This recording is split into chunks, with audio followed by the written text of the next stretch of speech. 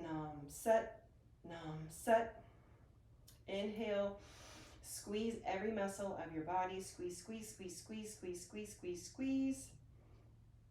And then stay in the pose and exhale, relax, but keeping your arms up in the sky. Inhale again. Squeeze, squeeze, squeeze, squeeze, squeeze, especially that pelvic floor, your glutes, your navel, the whole core, your arms, your fingers, your face even.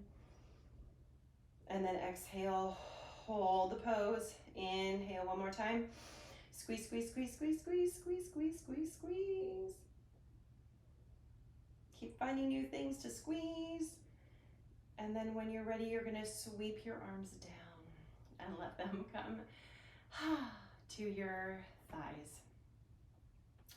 And then we're going to go back into Shavasana just for another minute so that we can kind of integrate all the things, because rest and play, man, it's how we integrate what we do.